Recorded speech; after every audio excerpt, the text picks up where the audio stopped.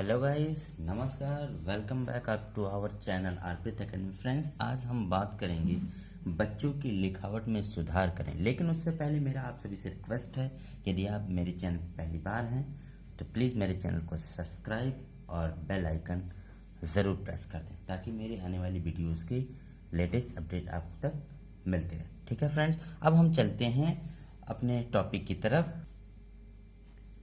Friends, अब हम चलते हैं, मैं टॉपिक लेकर आया हूं, बच्चों की लिखावट में सुधार करें। काफ़ी पेरेंट्स को ये शिकायत रहती है कि मेरा बच्चा सही से नहीं लिखता है, वो लिखने में बहुत अशुद्धियां करता है और इसकी लिखावट सुंदर नहीं है।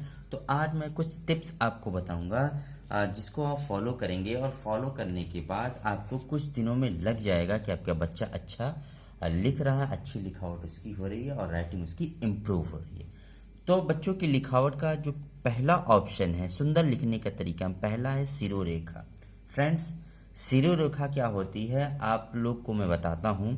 शिरोरेखा मतलब सिर के ऊपर की रेखा। जैसे कोई भी अक्षर लिखा जाता है तो उसके ऊपर ये लाइन बना दी जाती है, ये है शिरोरेखा। जैसे क, फिर हमने लिखा ख, ये है ऊपर की शिरोरेखा।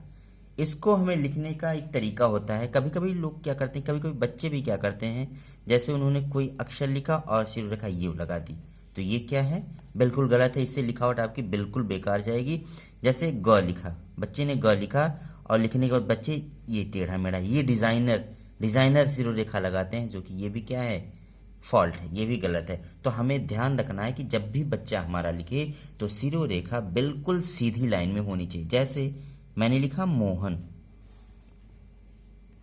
मोहन लिखा तो मोहन के लिए शिरोरेखा बिल्कुल सीधी, और शिरोरेखा ऐसी भी ना हो कि इतनी ज़्यादा शिरोरेखा लंबी हो।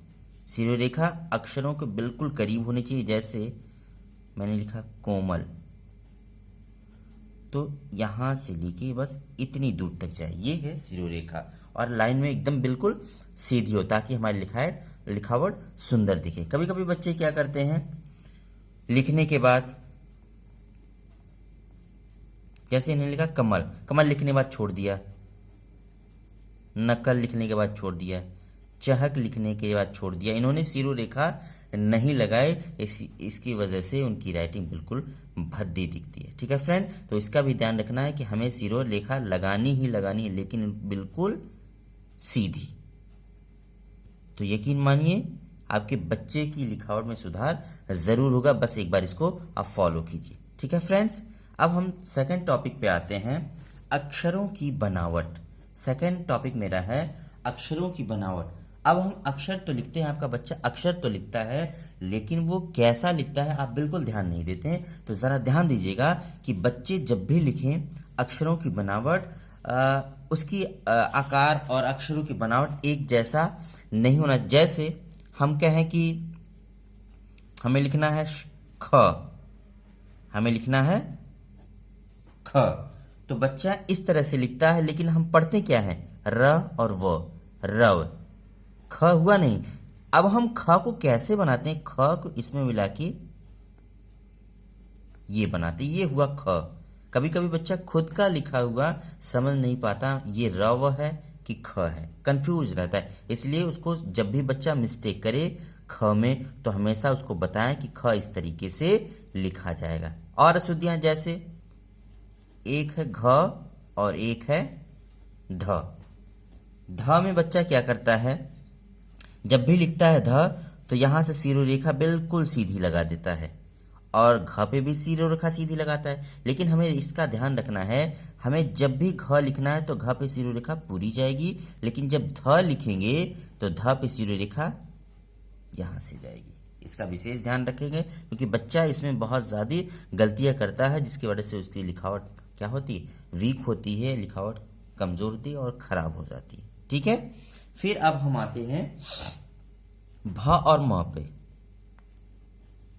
भ म पे, इस पे शिरोरेखा, म पे यूं और भ पे इस तरह से हम शिरोरेखा लगाते हैं। इसका विशेष ध्यान रखिएगा। अब फ्रेंड्स आते हैं हम अपने अगले टॉपिक की तरफ, जो है अक्षरों का आकार। अक्षरों का आकार, हम अक्षर तो लिखते हैं लेकिन उनका आकार कैसे देते हैं, ज़रा हम इस पे भी ध्यान दे लेते हैं। बच्चा क्या करता है आपका, जब भी बच्चा लिखता है तो बच्चा जो है बेडॉल लिखता है। जैसे उसने लिखा कमल, क नकल,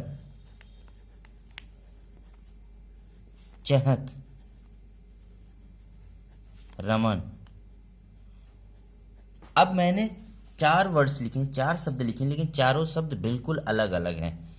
कमल में क बड़ा, बाकी ये सब छोटे हो गए। नकल में तीनों ही बड़े लेटर्स, ठीक है।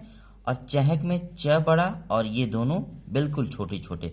और रमन में तीनों बिल्कुल ही छोटे हैं। तो हमें इसका विशेष ध्यान रखना है कि जब भी हम बच्चा अक्षर लिखे तो बच्चे को बताना है कि बच्चा एकदम सेम लेटर्स लिखे, मतलब आकार उनका एक जैसा। जैसे कमल लिखना है तो क म ल, न बहुत ज़्यादा छोटा अक्षर हो न बहुत ज़्यादा बड़ा हो। इससे लिखावट में ज़रूर बच्चे की सुधार होगा। जैसे और एक चीज़ और मैं बता दूं कि जो भी हिंदी की लाइनें लिखी होती हैं, हिंदी की लाइन होती है, बच्चा क्या करता है पूरी लाइनों में अक्षरों को लिख देता। जैसे नकल, न क ल, तो इससे क्या हुई, लिखा तो बच्चा सही, लेकिन उसकी लिखावट क्या है, भद्दी दिखने लगी। जब भी हमें लिखना है तो ये लाइनें हिंदी की बनी है, नीचे से गैप होना चाहिए। जैसे नकल ही लिखना है तो न क ल, ये देखिए फ्रेंड्स, ये मैंने दूरी बनाई, नीचे से दूरी ज़रूर होना चाहिए।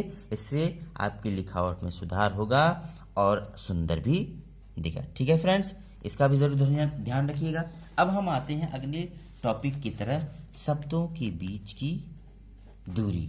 बच्चा शब्द तो लिखते जाता है, लेकिन उसको ये नहीं पता है कि हम शब्द कहाँ लिख। कभी कभी बच्चा क्या करता है, एग्ज़ाम में भी स्टूडेंट्स लिखते जाते हैं, जैसे फटाफट उनकी कॉपी भरनी हो तो नकल,